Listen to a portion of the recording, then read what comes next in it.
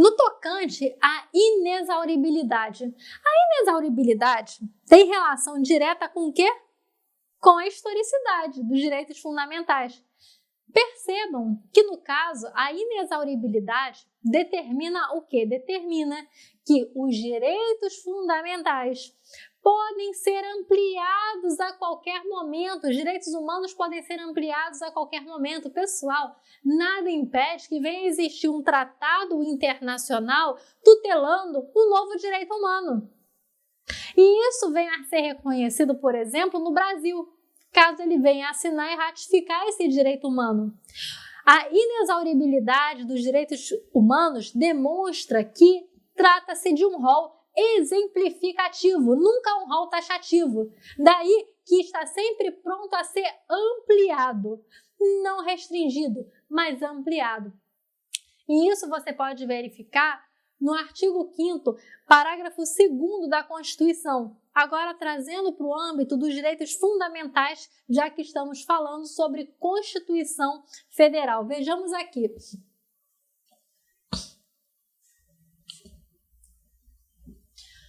Os direitos e garantias expressos nesta Constituição não excluem outros decorrentes do regime dos princípios por elas adotados ou dos tratados internacionais em que a República Federativa do Brasil seja parte. Ou seja, o Brasil está sempre pronto a quê? A assinar um outro tratado internacional e ampliar o seu rol de direitos fundamentais.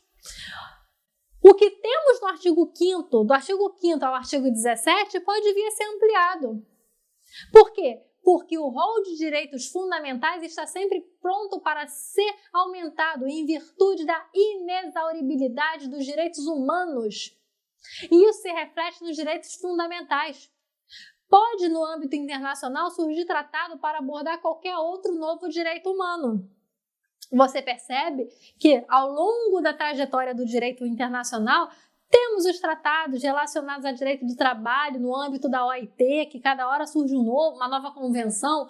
Temos tratados relacionados às mulheres, às crianças, tortura, povos indígenas, enfim, tratados infinitos. E cada vez mais podem surgir novos tratados relacionados com direitos humanos, ressaltando o caráter de inexauribilidade desses direitos.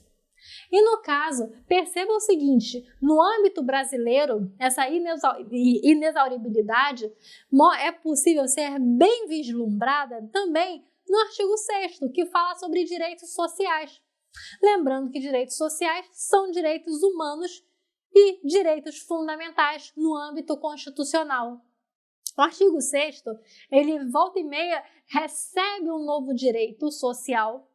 Isso não pode ser restringido. O artigo 6º não pode ser reduzido em virtude do princípio da vedação do retrocesso, mas pode ser ampliado.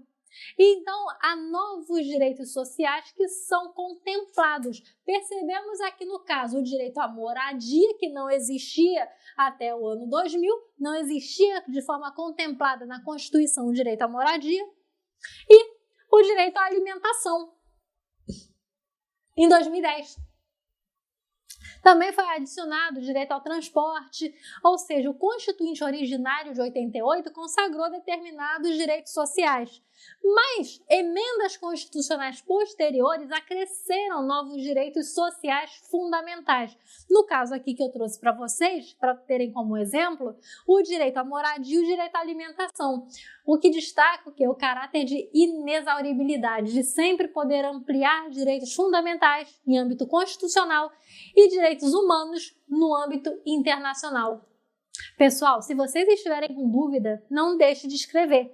Você pode tirar sua dúvida diretamente aqui comigo no chat, ou se você não tiver dúvida agora, está tímido, ou então vai assistir essa aula gravada, você pode mandar diretamente a sua pergunta no WhatsApp do curso Fox e eu estou no grupo, irei te responder com o maior prazer. Outras características, imprescritibilidade. Gente, os direitos humanos são imprescritíveis. Mas eu não posso deixar de dar um alerta, tá? Se cair na prova, direito humano é imprescritível? Sim, é imprescritível. Mas um detalhe, tá? Para quem não é do curso de direito, não estudou direito, as ações de danos morais, tá? De alguns danos relacionados a direitos da personalidade, que tem a ver com direitos fundamentais também, elas prescrevem, tá? De acordo com o prazo prescritivo mencionado no Código Civil. Eu só quero deixar essa OBS para você. Mas, na hora da prova de direitos humanos, direitos fundamentais são imprescritíveis. Direitos humanos são imprescritíveis. Esqueça do Código Civil. Mas eu não poderia deixar de dar esse alerta. Um alerta, mas não é para te confundir, que eu quero deixar bem claro. Na prova de direitos humanos, marque a questão que fala que direitos humanos são imprescritíveis. Ou seja, o seu titular, ao decorrer do tempo, não faz com que haja convalidação da violação ao direito fundamental, ao direito humano. Por fim, a vedação do retrocesso. Pela vedação do retrocesso, uma vez alcançado um grau de proteção aos direitos fundamentais, eles apenas podem ser protegidos a mais, nunca a menos. Simone, e a reforma trabalhista? Chaqueto. Mas, na verdade, a maior prova que a reforma trabalhista houve violação a retrocesso é que surgiram várias ações diretas de inconstitucionalidade contra ela. Por quê? Porque direitos fundamentais têm sempre que ser protegidos a mais, não a menos. Uma vez alcançado um patamar de proteção, a gente chama isso de efeito cliquet. E o efeito cliquet, para quem faz alpinismo, coisa que, claro, que eu não faço porque eu tenho medo de altura, mas esse efeito cliquet significa o que em matéria de alpinismo? A partir do momento em que você sobe a montanha, você só tem uma possibilidade, continuar subindo, você não pode descer. E é esse tipo de proteção em matéria de direitos humanos. Uma vez alcançado o patamar de proteção, não é possível retroagir. Ou seja, aqui no Brasil, nós temos um caso de pena de morte. A pena de morte para casos de guerra declarada. Ou seja, a pessoa que, em tempos de guerra declarada, trai a pátria, por exemplo, ela pode vir a ser condenada à pena de morte por fuzilamento. E nesse ponto, isso significa o quê? Que em virtude da vedação do retrocesso, o Brasil não pode agora, eu vou criar pena de morte para crime hediondo. Não pode. Ele pode até manter a pena de morte para o crime, no caso da guerra declarada, mas não criar novas possibilidades de pena de morte, tendo em vista o princípio da vedação do retrocesso em matéria de direitos humanos. E o fundamento mor dos direitos humanos é a dignidade da pessoa humana. Vamos agora resolver questão. Vamos juntos. Para Flávia Piovesan, o princípio basilar dos direitos humanos está, gente, com base no slide anterior, eu já dei a resposta praticamente. Mas vamos lá. O fundamento basilar dos direitos humanos é a dignidade da pessoa humana, tá? É essa aqui. Aqui no caso, tá? Os direitos humanos, ele tem como base a dignidade da pessoa humana. Relativismo, universalismo são outras discussões. Ou seja, universalismo, os direitos humanos têm que ser cumpridos da mesma forma em qualquer país. O relativismo entende que determinadas culturas podem permitir que o direito humano seja protegido de determinada forma em um determinado país em virtude da sua cultura. Ou seja, às vezes a proteção aos direitos humanos em um país árabe não vai ser o mesmo direito humano protegido em um país ocidental. Então, nesse caso aqui, já não tem nada a ver como princípio base, né? Como a base dos direitos humanos, relativismo e universalismo. Isso é uma outra discussão. Também não tem a ver com indivisibilidade, que é uma característica dos direitos humanos, que a gente vai falar quando abordarmos o quê? A teoria geracional. E no caso, a igualdade também não é a base dos direitos humanos. A base é o princípio da dignidade da pessoa humana. Outra questão, agora vamos resolver mais duas questões. Marque a alternativa que não configure. Pessoal, sempre fiquem atentos a esse não configure, que aí vocês não erram. Então vamos lá. Beber um golinho d'água aqui.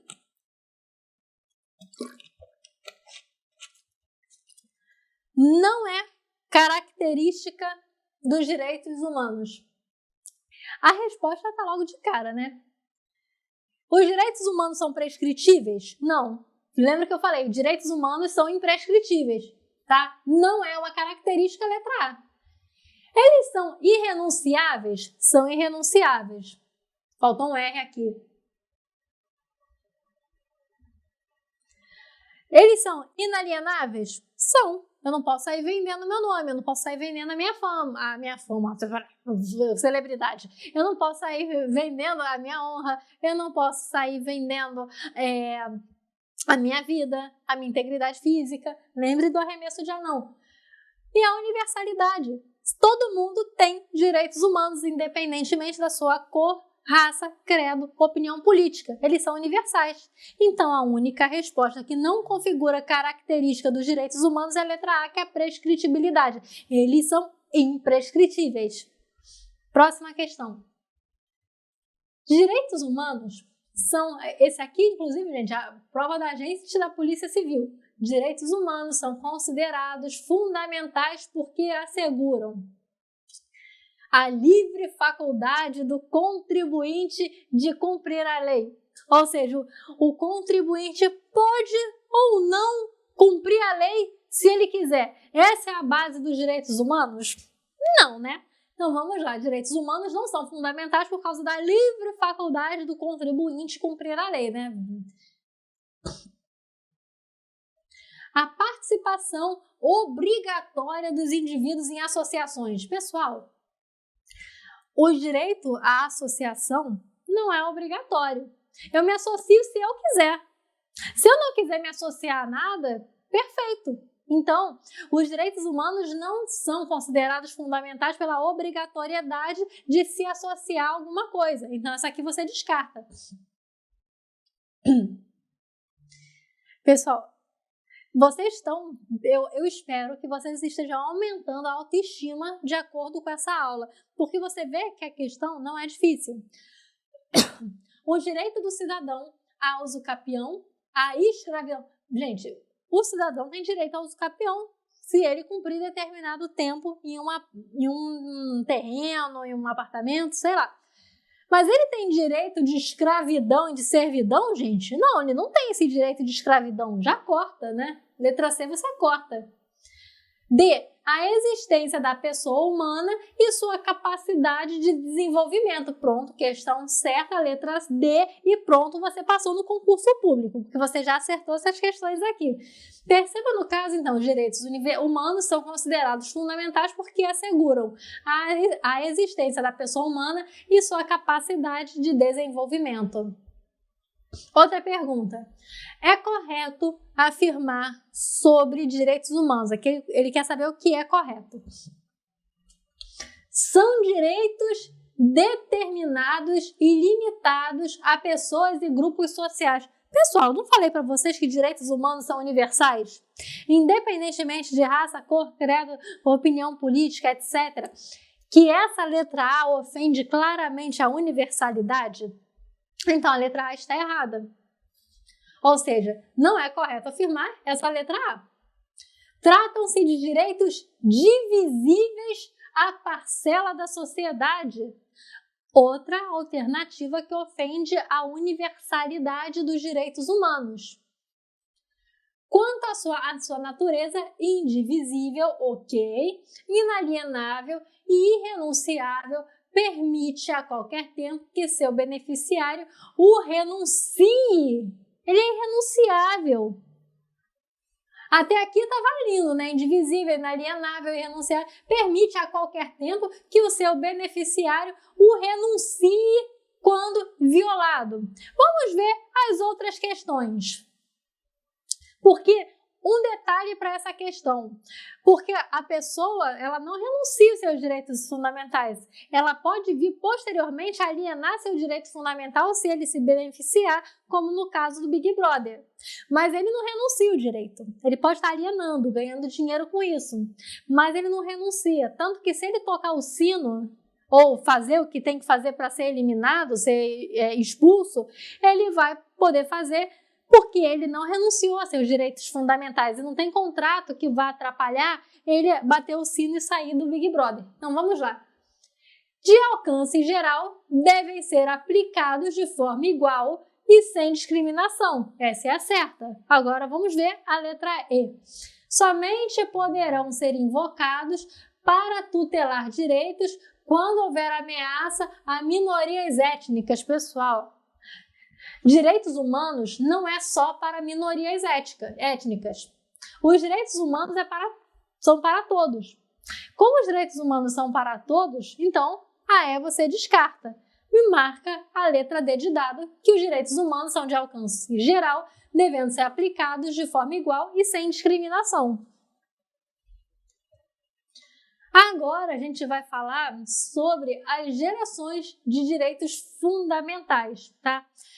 A teoria geracional dos direitos fundamentais. Você já ouviu falar sobre os chamados, isso aqui é direito de primeira geração, segunda geração, terceira geração? Pois bem, é sobre isso que nós vamos falar agora. A teoria geracional foi criada por esse senhor aqui, tá? É o Keiron Vazak. E ele falava o seguinte, né? Que os direitos humanos deveriam ser divididos em gerações. Particularmente, para fins didáticos, eu acho interessante. Não apenas eu, diversos autores entendem como interessante a teoria geracional, porque de fato ajuda a entender melhor os tipos de direitos humanos que são protegidos. Vale destacar que, apesar de muito cobrado em concurso público, a teoria geracional ela sofre críticas. Mas vamos compreendê-la antes de começarmos a criticá-la.